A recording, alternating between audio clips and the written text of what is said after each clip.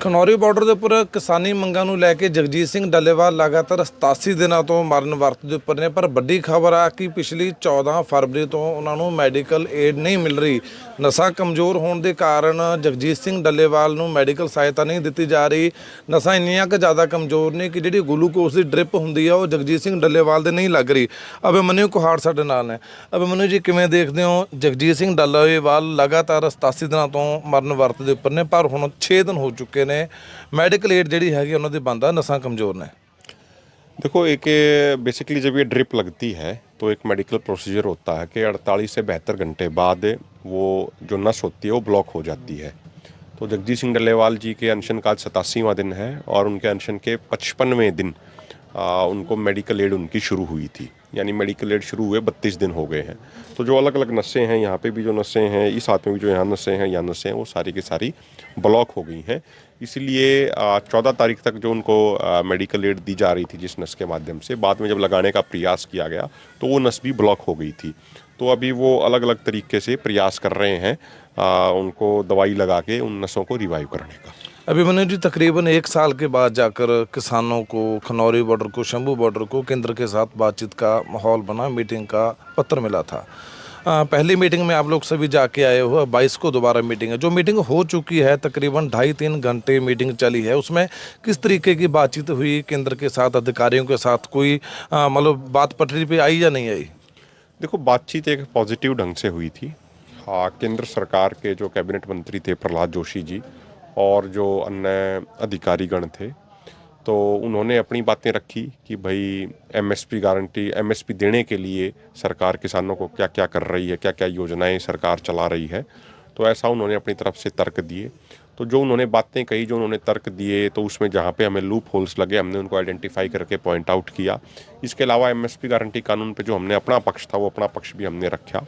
और सबसे जो महत्वपूर्ण बात है वो एक आज ज़रूरत है समय की कि एक जो गलत नैरेटिव बना हुआ है उस गलत नैरेटिव को ध्वस्त किया जाए।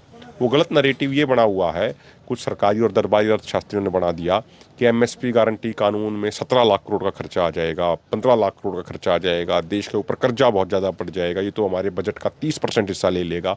ये एक बहुत गलत और बहुत फेक नैरेटिव कॉर्पोरेट घरानों को फ़ायदा पहुंचाने के लिए बनाया गया है, एक सोची समझी रणनीति के तहत, एक सोची समझी साजिश और षड्यंत्र के तहत।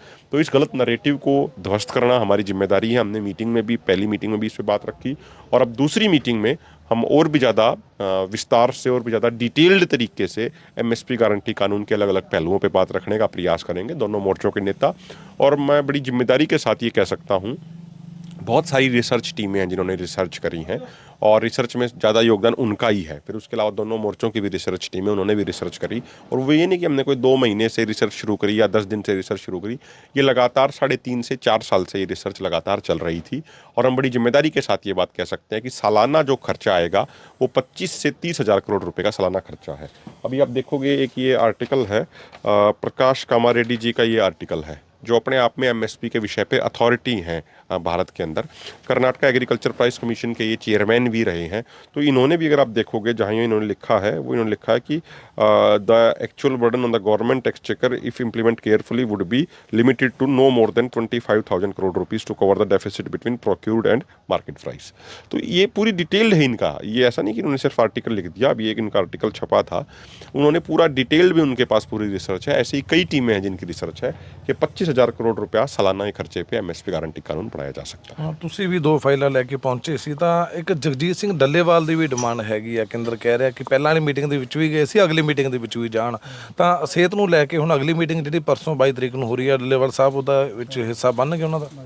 देखो, पिछली बार जब वो गए थे तो 8 घंटे आने जाने में वो बड़ा दिक्कत आई थी, उनको बड़ी परेशानी हुई थी। लेकिन वो मजबूत इरादों के धनी व्यक्ति हैं और उन्होंने ये स्पष्ट किया है कि भाई किसानों का पक्ष रखने के लिए और मजबूती से रखने के लिए अगर हमें कहीं भी जाना पड़ेगा हम जाएंगे। तो 22 तारीख की मीटिंग में सरदार जगजीत सिंह डल्लेवाल जी भी स्वयं जाएंगे। अभिमन्यु जी, पूरे पंजाब और हिंदुस्तान के किसान चाहते हैं कि जो किसानी आंदोलन है, जैसे दिल्ली में एक मंच पर सभी जत्थेबंदियां इकट्ठी थी, उस तरीके से दोबारा इकट्ठी हो, तब जाके मजबूती से लड़ाई लड़ी जाएगी।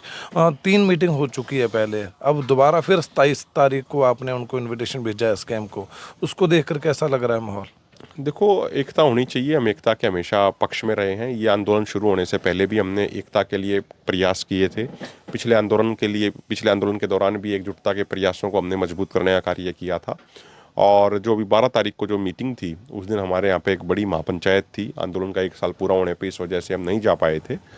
लेकिन अब 27 तारीख को मीटिंग रखी गई है। हम उम्मीद करते हैं कि तीनों मोर्चों की, तो 2 मोर्चों की पहले ही एकता है, तीसरे मोर्चे की भी एकता उसमें शामिल होगी और आंदोलन और भी ज़्यादा व्यापक व मजबूत होगा, ऐसी हमें उम्मीद है।